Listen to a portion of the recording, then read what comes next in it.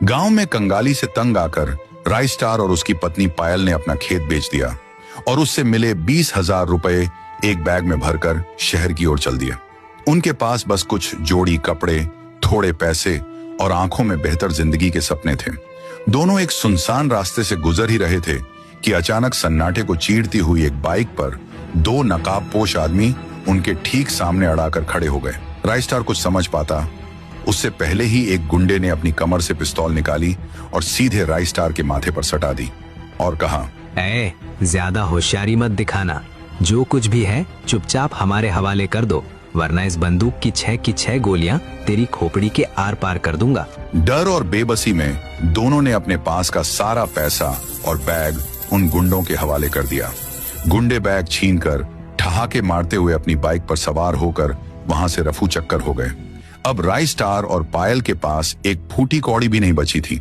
शहर की भीड़ में बिना पैसों के सरवाइव करना नामुमकिन था। हार मानकर बैठने के बजाय राइस्टार ने पास के जंगल में रहने वाले बाबा थूंग थूंग के पास जाने का फैसला किया। जब वे बाबा के पास जा पहुंचे तो बाबा ने उनकी हालत देखकर कहा, आओ बच्चा, बैठो। तुम्हारी आंखों का खालीपन बता रहा है कि तुम बहुत बड़ी मुसीबत में हो। क्या हुआ तुम्हारे साथ? राइस्टार की आंखों से आंसू छलक पड़े। उसने रोते हुए कहा, बाबा, किस्मत ने हमें कहीं का नहीं छोड़ा। गांव में बारिश नहीं हुई तो खेत बेचना पड़ा। सोचा था शहर जाके कोई छोटा मोटा रोजगार शुरू करेंगे, पर रास्ते में डाकुओं ने हमें लूट लिया। अब हमारे पास ना घर है, ना काम और ना ही 1 रुपया। हम भूखे मर जाएंगे बाबा, कुछ चमत्कार करो। बाबा ने एक लंबी और गहरी सांस ली और धीमे स्वर में बोले, देखो बेटा, मैं कोई जादूगर नहीं हूं जो मिट्टी को सोना बना दूं। मैं पैसों के मामले में तुम्हारी सीधी मदद नहीं कर सकता, लेकिन तुम्हें एक रास्ता दिखा सकता हूं। बाबा ने आगे कहा, यहाँ शहर में एक शख्स है, ठाकुर प्रताप सिंह। वो जरूरतमंदों को किश्तों पर पैसे देता है।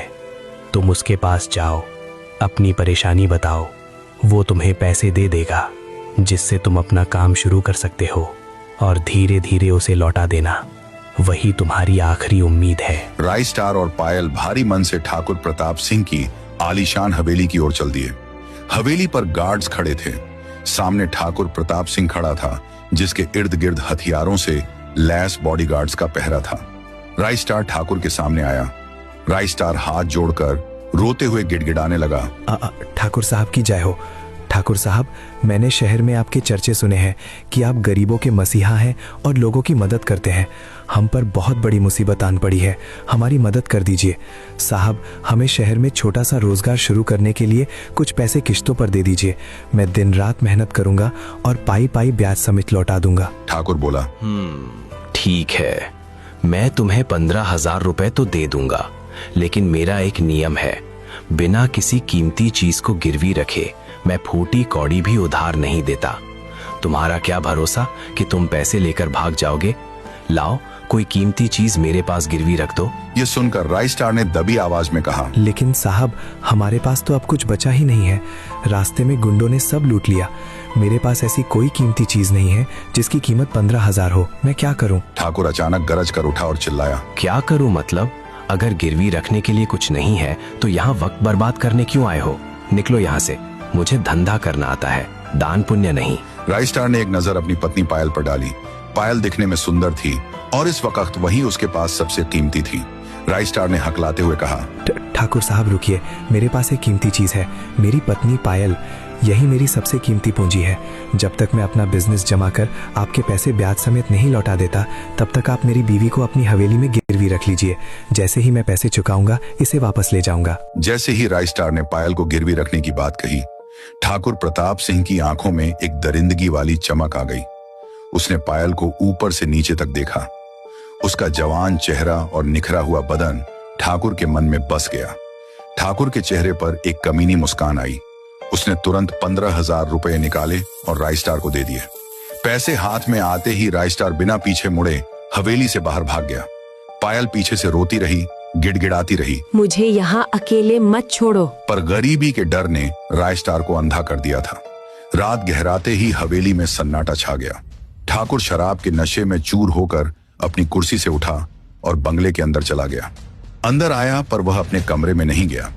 वह दबे पांव सीढ़ियां चढ़कर उस कमरे की ओर बढ़ा जहां पायल सो रही थी। कमरे के अंदर पहुंचते ही वह पायल के सोते हुए बदन को गंदी नजरों से ताड़ने लगा और अश्लील इशारे करने लगा। आहट पाकर पायल की अचानक नींद खुल गई। सामने बूढ़े ठाकुर को इस हाल में देखकर वह सहम गई और गुस्से में चिल्लाई, ए बूढ़े, तेरी हिम्मत कैसे हुई मेरे कमरे में आने की? शर्म नहीं आती मुझे इस तरह ताड़ते हुए? निकल यहाँ से, वरना चप्पल से मारूंगी कमीने कहीं के। ठाकुर जोर से हंसा और बोला, अरे छमिया, इतना गर्म क्यों हो रही है? तेरे मर्द ने तुझे मुफ्त में यहाँ नहीं छोड़ा है। जिस काम के लिए तुझे गिरवी रखा है वो तो करने दे। इसी दिन के लिए तो तुझे यहाँ रखा है। हाय रे मेरी जानम। ये कहते ही दरिंदा ठाकुर पायल के मखमली बदन पर टूट पड़ा। आह, बचाओ, छोड़ मुझे कुत्ते, कोई है? बचाओ। लेकिन उसकी आवाज सुनने वाला कोई नहीं था। हवेली के नीचे खड़े 2 गार्ड्स ये चीखें सुनकर आपस में हंसने लगे। रमेश, लगता है आज सेठ जी बड़े मूड में हैं। बुढ़ापे में भी बड़ी पावर आ गई है आज तो। दूसरी तरफ दुनिया से बेखबर राइस्टार ने उन 15,000 से सब्जियां खरीदी और एक ठेला लगाया। सुबह होते ही वह गलियों में आवाजें लगाने लगा, भिंडी लो 7 रुपए पाव, ताजी गोभी लो, टमाटर ले लो भाभीओ। राइस्टार की मेहनत रंग लाई। उसकी सब्जियां इतनी ताजी थीं कि लोग उसे हाथों हाथ खरीदने लगे। 3 दिन तक उसने दिन रात एक कर दिया। न ठीक से सोया न खाया, बस एक ही धुन थी, पैसे जमा करना और पायल को छुड़ाना। 3 दिन की कड़ी मेहनत के बाद उसने 15,000 रुपए और ऊपर का ब्याज जोड़ लिया। वह भागता हुआ ठाकुर की हवेली पहुंचा। ठाकुर अपनी उसी गद्दी पर बैठा था। राइस्टार ने पैसों को ठाकुर को दे दिया और हाँफते हुए बोला, ठाकुर साहब, मेरा हिसाब पूरा हुआ।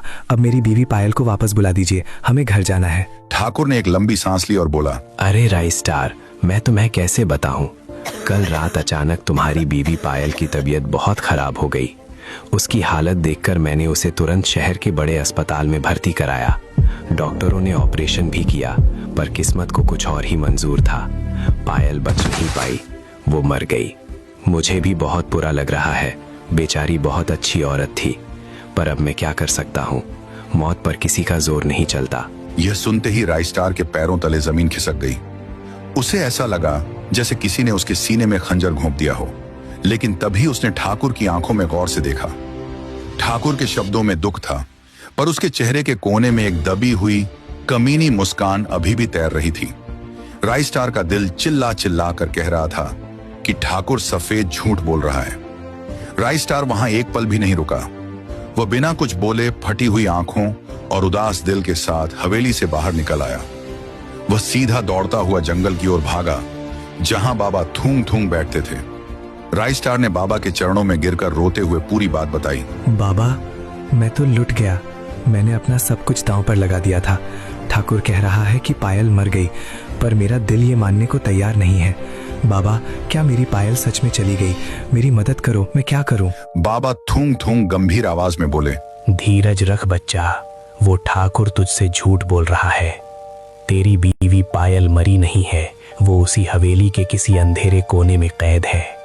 वो दरिंदा उसे अपने पास ही रखना चाहता है, इसलिए उसने ये मौत का जाल बुना है। वो अभी भी जिंदा है। बाबा ने आगे मशवरा दिया, सुनो, अकेले तुम उस ताकतवर ठाकुर का मुकाबला नहीं कर पाओगे। तुम सीधे जाओ और गांव में एक सभा बुलाओ। ये सारी बात सरपंच को बताओ। सरपंच नेक आदमी है, वही अपनी पंचायत की ताकत से तुम्हारी पत्नी को उस भेड़िए के चंगुल से छुड़ा सकता है। राइस्टार ने आंसू पोंछे और वह बिजली की तेजी से सरपंच के घर की ओर दौड़ पड़ा। अगली ही सुबह गांव में एक सभा बुलाई गई। एक तरफ सरपंच और उनके सामने राइस्टार हाथ जोड़कर खड़ा था। राइस्टार ने भरी आंखों से चिल्लाते हुए अपनी आप बीती सुनाई। सरपंच साहब, मुझ जैसा बदनसीब कोई नहीं होगा जिसने अपनी बीवी को गिरवी रखा, पर मेरी मजबूरी का फायदा उठाकर उस ठाकुर ने उसे हड़प लिया है। मैंने पाई पाई चुका दी, पर वो अब कहता है कि पायल मर चुकी है। सरपंच साहब, मेरी पत्नी जिंदा है, मुझे यकीन है। आप ही मेरी आखिरी उम्मीद है, मेरी मदद कीजिए। सरपंच ने गहरी सोच के बाद आदेश दिया, ठीक है राइस्टार, धीरज रखो। कानून सबके लिए बराबर है। कल सुबह ठाकुर को यहाँ हाजिर किया जाए, फैसला सबके सामने होगा। अगले दिन सुबह होते ही पंचायत फिर बैठी। इस बार वहां ठाकुर प्रताप सिंह अपने बॉडीगार्ड्स के साथ पूरे रोब में पहुंचा। सरपंच ने कड़क आवाज में पूछा, ठाकुर, राइस्टार का इल्जाम है कि तुमने इसकी बीवी को दबा रखा है। और झूठ बोल रहे हो कि वो मर गई। क्या सफाई है तुम्हारी? ठाकुर ने बड़े ही मासूम और चालाकी भरे लहजे में जवाब दिया। सरपंच जी, मैं कोई अपराधी नहीं हूँ। ये लड़का मेरे पास रोता हुआ आया था। मैंने तरस खाकर इसे 15,000 रुपए दिए। इसकी बीवी यहाँ रही, पर उसकी किस्मत ही खराब थी। अचानक उसे ऐसी जानलेवा बीमारी हुई कि बड़े बड़े डॉक्टर भी हाथ खड़े कर दिए। हमने पानी की तरह पैसा बहाया, उसका ऑपरेशन करवाया, पर वो चल बसी। अब आप ही बताइए, मौत पर किसका जोर है? मैं इसे जिंदा कहाँ से कर दूं? सरपंच की आंखों में शक था। ठाकुर, पंचायत सिर्फ बातों पर यकीन नहीं करती। अगर पायल मरी है तो क्या तुम्हारे पास इसका कोई सबूत या गवाह है? ठाकुर के चेहरे पर एक कुटिल मुस्कान आई। वह बोला, जी हाँ सरपंच जी, गवाह भी हैं और सबूत भी। वो डॉक्टर जिसने पायल का आखिरी दम तक इलाज किया, वो खुद यहाँ आकर गवाही देगा। और तो और मेरे पास वो 2 आदमी भी मौजूद है जिन्होंने अपनी आंखों से पायल की लाश को शमशान भूमि तक पहुंचाया और अपने हाथों से उसका दाह संस्कार किया। वही पायल का आखिरी सफर था सरपंच जी। ये सुनकर पूरी पंचायत में कानाफूसी होने लगी, जिसकी वजह से सरपंच भी सोच में पड़ गए। उन्हें लगने लगा कि शायद ठाकुर सच कह रहा है। सरपंच जी ने एक लंबी सांस ली और राई स्टार को भारी आवाज में कहा, बेटा राई स्टार, हमें तुम्हारी हालत पर दुख है, लेकिन ठाकुर ने डॉक्टर और गवाहों की बात कही है। अगर तुम्हारी बीवी अब इस दुनिया में ही नहीं रही तो हम कानूनन कुछ नहीं कर पाएंगे। कुदरत के फैसले के आगे हम सब बेबस हैं। यह सुनना था कि राई स्टार के पैरों तले जमीन खिसक गई। उसका दिल मानो किसी भारी बोझ के नीचे कुचल गया हो। वह वहीं जमीन पर बैठ गया और फूट फूट कर रोने लगा। नहीं सरपंच साहब, वो झूठ बोल रहा है। मेरी पायल मरी नहीं है, प्लीज मेरी बात मानिए। उसने बहुत मिन्नतें की, बहुत चिल्लाया, पर पंचायत ने सबूतों के अभाव में उसकी एक न सुनी। पूरी तरह टूट चुका राई स्टार रोते हुए और लड़खड़ाते कदमों से फिर से जंगल की ओर भागा। वह सीधा बाबा थूंग थूंग के पास पहुंचा। बाबा वहां ध्यान में बैठे थे। राई स्टार ने रोते रोते सारा वाकया सुनाया कि कैसे ठाकुर ने झूठे गवाहों के दम पर सबको गुमराह कर दिया है। बाबा थूंग थूंग ने धीमे लेकिन सख्त स्वर में कहा, देख राई स्टार, मुझे अपनी शक्तियों और अपने मन पर पूरा विश्वास है। वो ठाकुर सफेद झूठ बोल रहा है। उसने पायल को मारा नहीं है, बल्कि उसे अपनी ही हवेली के किसी गुप्त तहखाने में कैद रखा है। वो गवाह और डॉक्टर सब बिके हुए हैं। तू अभी सरपंच के पास जा, उनसे कहे कि थूम थूम बाबा ने एक विनती की है। उनसे कहे कि मुझे बस 3 घंटे के लिए सरपंच की कुर्सी पर बैठने दे और फैसला सुनाने का अधिकार दे। मैं दूध का दूध और पानी का पानी कर दूंगा, ये मेरा वादा है। राई स्टार को बाबा की शक्तियों पर अटूट भरोसा था। उसने बाबा का आशीर्वाद लेकर एक बार फिर सरपंच के घर की ओर दौड़ लगा दी। राई स्टार दौड़ते हुए सरपंच के पास पहुंचा और हांफते हुए बोला, सरपंच साहब, इंसाफ का एक रास्ता अभी भी बाकी है। जंगल वाले थुंग थुंग बाबा ने कहा है कि अगर आप अपनी गद्दी उन्हें सिर्फ 3 घंटे के लिए सौंप दें तो वो इस केस की सच्चाई सबके सामने ला देंगे। बाबा पर मेरा अटूट विश्वास है। साहब, प्लीज मेरी ये आखिरी विनती मान लीजिए।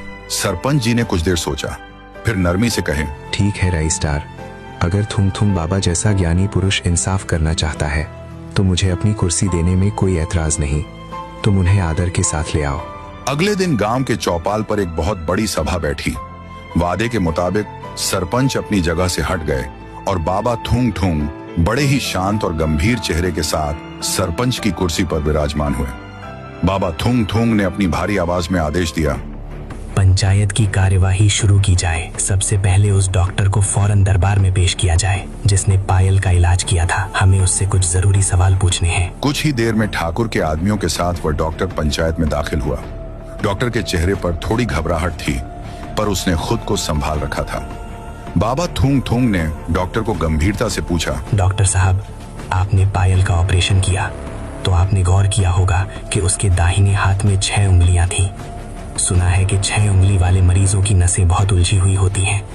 क्या आपको टाके लगाने में परेशानी हुई थी? डॉक्टर को लगा कि बाबा को पायल के शरीर की पूरी जानकारी है। उसने सोचा कि अगर वह हां कह देगा तो वह सच्चा डॉक्टर लगेगा। वह तुरंत सीना तान कर बोला, जी हाँ बाबा, आपने बिल्कुल सही कहा। उसकी 6 उंगलियां थीं, जिसकी वजह से खून रोकना बहुत मुश्किल हो रहा था। हमने बड़ी मेहनत की, पर वो 6 उंगलियों वाला हाथ ठंडा पड़ता गया और उसकी जान चली गई।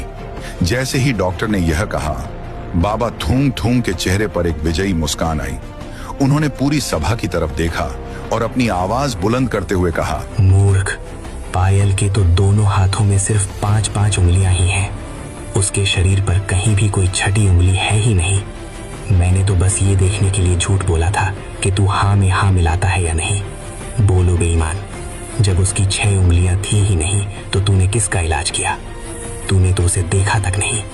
तूने सिर्फ ठाकुर की रिश्वत खाकर एक जिंदा औरत को कागजों पर मार दिया। फिर दूसरी बार दरबार के अंदर वो 2 आदमियों को बुलाया जिसने पायल को ले जाकर जलाया था। बाबा थूंग थूंग ने उन दोनों गवाहों से फुसलाते हुए पूछा, बेटा, तुम दोनों ने तो बहुत नेक काम किया है, पर एक बात बताओ, जब तुम पायल की लाश को शमशान ले जा रहे थे तो उसके गले में जो सोने का बड़ा सा हार था वो तुम दोनों ने आपस में बांट लिया या ठाकुर साहब को वापस कर दिया? ये सुनकर उन्हें लगा कि शायद थूंग थूंग बाबा सब जानते हैं। मैं हाँ में हाँ कर देता हूँ। वे एक ही सुर में चिल्लाकर बोले, वो हार तो हमने ठाकुर साहब की तिजोरी में रखवा दिया था। जैसे ही ये शब्द निकले बाबा थूंग थूंग जोर जोर से हंसने लगे। बाबा ने अचानक अपनी हंसी रोकी और कड़क कर बोले, इंसाफ हो गया, ये दोनों महा झूठे हैं। पूरा गांव जानता है कि राय स्टार और पायल तंगी की वजह से यहाँ आए थे। अगर पायल के पास सोने का हार होता तो क्या राय स्टार अपनी बीवी को गिरवी रखता? वो उस हार को ही गिरवी रख देता। जब पायल के पास कोई हार था ही नहीं तो तुम दोनों ने क्या बांट लिया और क्या तिजोरी में रख दिया? तुमने तो लाश देखी तक नहीं है। गवाहों के चेहरे सफेद पड़ गए। उन्हें समझ आ गया कि बाबा ने उन्हें फंसाने के लिए हार का झूठा जाल बुना था। वे बोले, माफ कर दो सरपंच साहब, बाबा हमें बख्श दो, हमने कोई लाश नहीं जलाई। ठाकुर साहब ने हमें डरा धमका कर और थोड़े पैसे देकर ये झूठ बोलने को कहा था। पायल मरी नहीं है, वो तो अभी भी हवेली के तहखाने में बंद है। ये सुनते ही राय स्टार की आंखों में चमक आ गई। अब यह तो साबित हो गया था कि पायल अभी मरी नहीं है, बल्कि वह अभी भी बंगले के तहखाने में बंद है। पंचायत में गवाहों और डॉक्टर की पोल खुलने के तुरंत बाद बाबा थूंग थूंग और राय स्टार बिजली की तेजी से ठाकुर प्रताप सिंह के बंगले की ओर दौड़े। बंगले के आलीशान फाटक के पास पहुंचते ही बाबा थूंग थूंग ने अपनी भारी और सख्त आवाज में दहाड़ते हुए चिल्लाया, अरे ओए झूठे मक्कार ठाकुर, जरा बाहर तो आ, तुझे मैं बताता हूँ, निकल बाहर। बाबा की कड़क आवाज पूरे बंगले में गूंज उठी। ठाकुर प्रताप सिंह, जो अब तक खुद को सुरक्षित समझ रहा था, थर थर कांपते हुए फौरन सीढ़ियों से नीचे उतरकर बाहर आया। जैसे ही वह सामने आया, बाबा थूंग थूंग उस पर बिजली बनकर गरजे, अरे ठाकुर, तेरी चोरी पकड़ी जा चुकी है। तेरे पाले हुए उन गवाहों और उस बिटाऊ डॉक्टर ने हमें सब सच बता दिया है। अब खेल खत्म, जल्दी से पायल को बाहर लेकर आ। और हाँ सुन ले, पंचायत के फैसले के अनुसार तुझे इस जुर्म में 40 साल की जेल की सजा सुनाई जाती है। बाबा अभी ठाकुर को उसकी सजा सुना ही रहे थे कि तभी ऊपर से पायल भागते हुए नीचे आई। अपने पति राय स्टार को जिंदा और अपने सामने देखकर दोनों ने एक दूसरे को बड़े प्यार से कसकर गले लगा लिया। बाबा थूंग थूंग ने सरपंच की शक्ति का इस्तेमाल करते हुए ठाकुर प्रताप सिंह को 40 साल के लिए सलाखों के पीछे डाल दिया। डर और अपनी हार ने ठाकुर का घमंड तोड़ दिया। वह बच्चों की तरह फूट फूट कर रोने लगा। उसे अपनी गलती का गहरा एहसास हो चुका था, लेकिन अब बहुत देर हो चुकी थी। राय स्टार की आंखों में भी आंसू थे। उसने पायल का चेहरा अपने हाथों में लिया और सिसकते हुए कहा, पायल, मुझे माफ कर देना। आज के बाद मैं तुम्हें कभी खुद से दूर नहीं करूंगा। आई लव यू पायल। पायल ने मुस्कुराते हुए राय स्टार के कंधे पर सिर रख दिया और दोनों एक बार फिर गले लग गए।